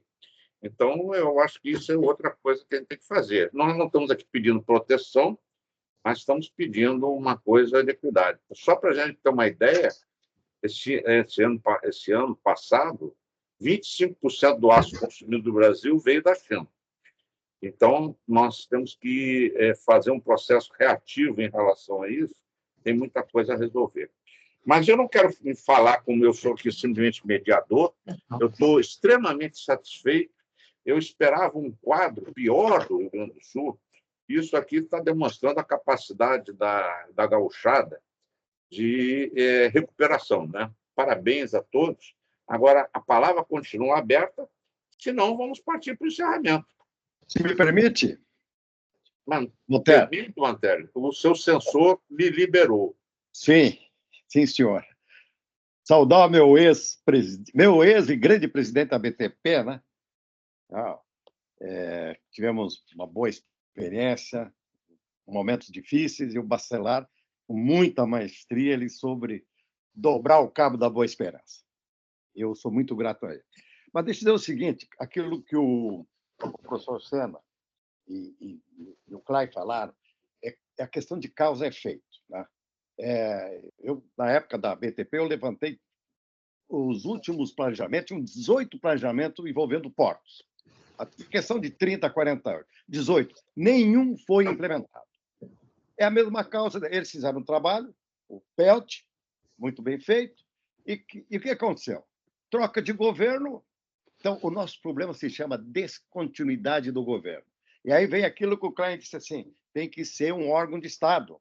Aí é que está a solução. Agora, para que isso fique como órgão de Estado, a sociedade civil, o setor empresarial tem que ter representação nos órgãos de governo que decidam sobre políticas públicas e na aprovação dos orçamentos e no acompanhamento e fiscalização dessas verbas, para ver se elas vão ser aplicadas nos projetos prioritários e se efetivamente forem aplicados. Se nós não tivesse controle dessa participação, daqui a 4 anos, ou daqui a 2 anos, já temos mais eleições daqui a 2 anos, vamos estar falando a mesma linguagem. Então, o que eu entendo, que nós temos que tentar pensar em ter essa participação, seja fortalecendo as entidades e elas se impondo perante o governo para, em certos órgãos, ter a representação da sociedade civil e ou da sociedade empresarial.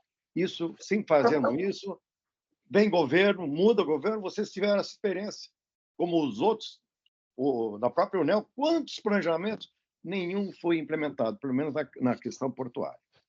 Era isso, meu caro Voltaire. Obrigado, Mantelli. Alguém mais gostaria de se pronunciar?